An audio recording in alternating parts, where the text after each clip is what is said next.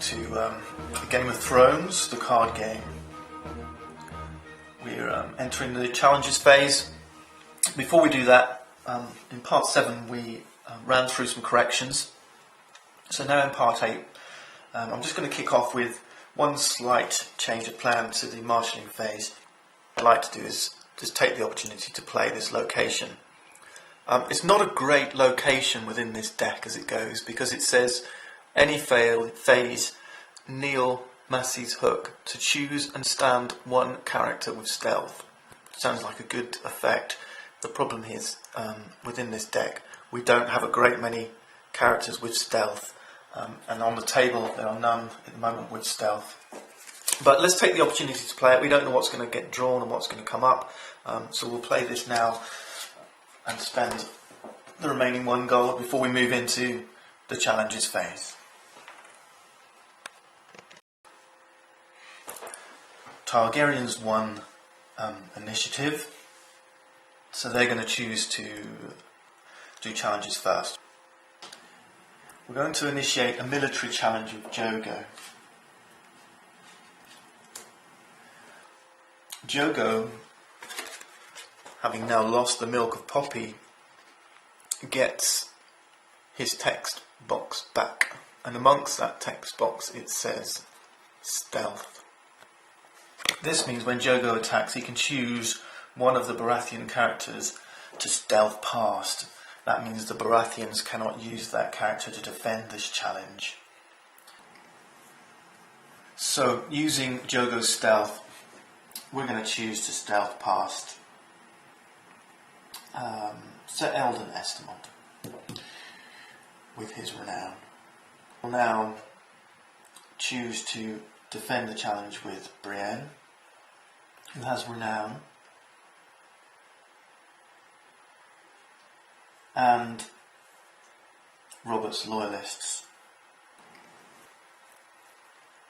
Okay, here's the trick. In the Targaryen's hand they have Ricaro's Arak, and it says House Targaryen only, ambush. The ambush keyword is specific to the Targaryens, and what the ambush keyword means is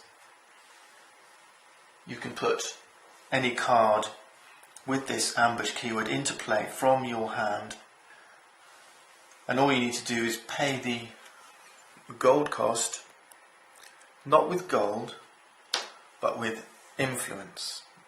This little scroll here on Khal Drogo's tent in the crossroads. So to see this in action,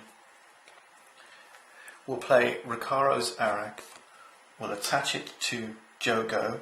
It says it can only be attached to a Dothraki character, and the attached character gets +1 strength for each character in each opponent's dead pile.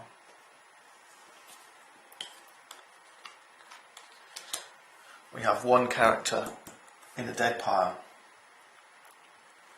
so Jogo gets +1 strength. And in order to play this, we need to spend 1 influence. So we'll kneel this crossroads here to illustrate the fact that we've spent this influence here to pay for that card. So Jogo gets +1 strength. He now has a strength of 4. Now Ricaro's Arak is a weapon. We know this because it says weapon here.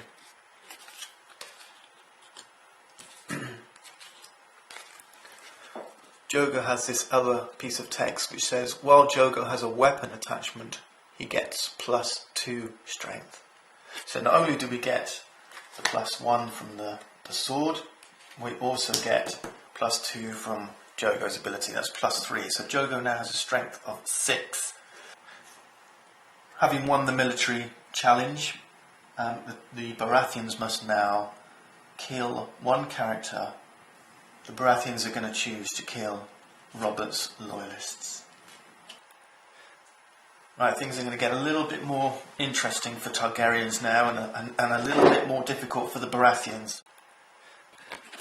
With the Blood-crazed Screamer, it says on here, if you have won a single military challenge as the attacker this phase, which Targaryens have, you may declare one additional military challenge by declaring Blood-crazed Screamer and any number of eligible Dothraki characters as attackers.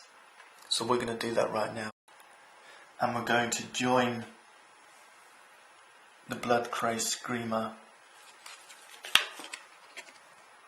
with our Drogo's Horde, which is a Dothraki character, an army of crazed Dothrakis. Baratheons are on the ropes here. They're going to choose, I think, to not defend the challenge. So Targaryens will win one more power. They have 2 power on their house card now for an undefended challenge. With much regret, Brienne of Tarth, with her 1 power, is going to the killed pile. The power on Brienne is discarded. Our Quarthine Fanatic has a strength of 2, plus with a dragon in play, the Black Hatchling, as well as getting a military icon, we gain +1 strength. So Quarthine Fanatic has 3 strength and an Intrigue icon, and with our 2 Dothraki handmaidens, each of 1 strength, we could initiate an Intrigue challenge with 5 strength. So let's do this. I think Baratheon should leave the challenge undefended, which will give the Targaryens 1 more power for their house. We're now at 3-all. And to satisfy the claim, the Baratheons must discard 1 card from their hand.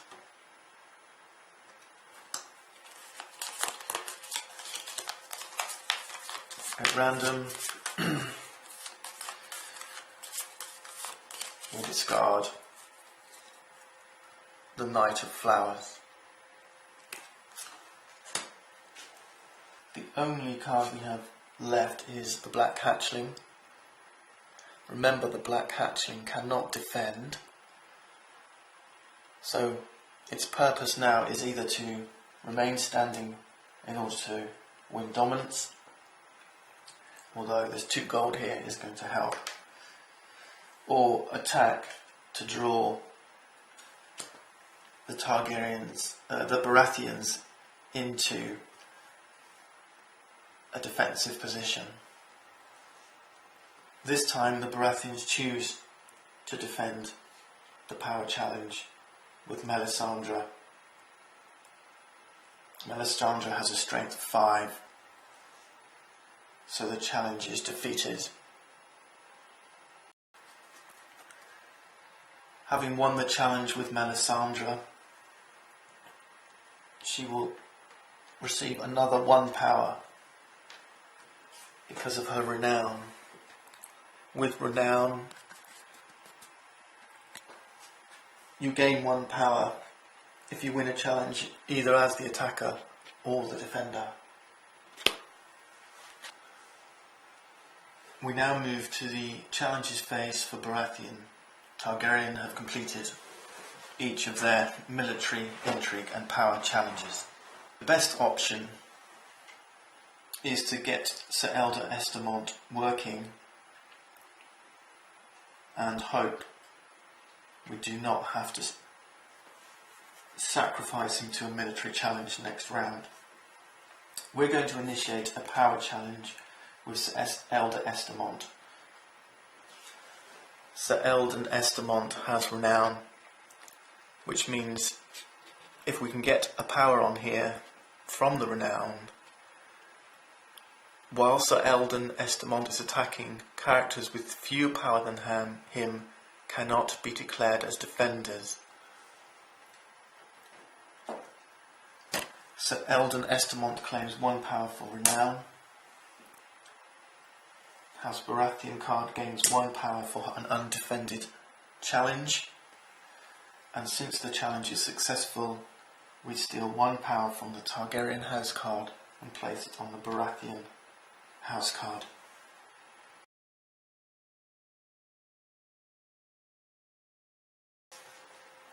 Finally, to complete the challenges phase, Baratheon has a final trick. Banner for the Storm in his hand. This says, response, after you win a power challenge, you may attach Banner for the Storm from play or from your hand to a Baratheon character as a banner attachment with the text, attached character gains Vigilant. So we're going to attach this to Sir Eldon Estamont. Okay, now we've reached another one of those interesting rules question points that this game often throws up. Sir Eldon Estamont has just completed a military challenge, power challenge, and did so successfully. So he gained his 1 renown. Then we used Banner for the Storm as an attachment. It says after you win a power challenge, attach Banner to the Storm to a Baratheon character. An attached character gains Vigilant.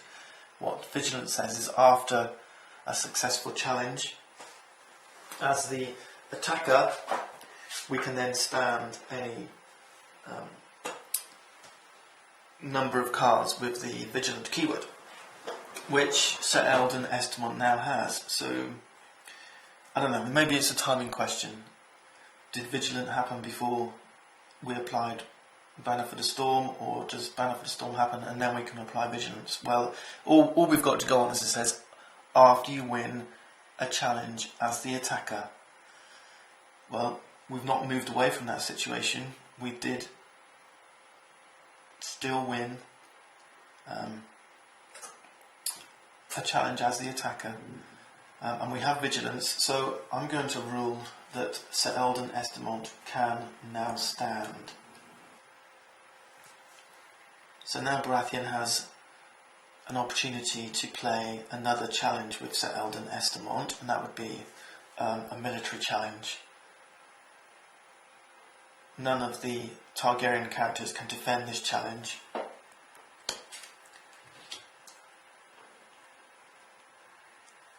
But Master Aemon can kneel to save himself from being killed as the claim. The net result of that is then that Baratheon win another power for an undefended challenge. And Sir Eldon Estamont will claim 1 more power for his renown, having just won a challenge. In addition, having just won a challenge as the attacker, all characters with Vigilant can stand.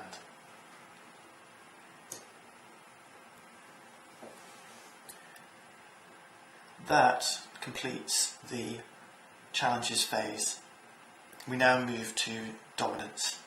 So what that means is that Baratheons win dominance and they win another power for their house.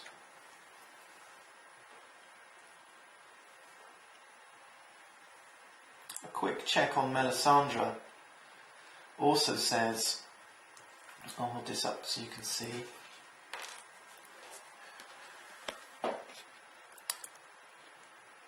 Claim 1 additional power when you win dominance. So Melisandre will also claim 1 additional power. There aren't any more cards we're going to play during stand and taxation. So money back to treasury, the characters are all going to stand. And when we join next time, we'll move to round 4 and things may get very interesting.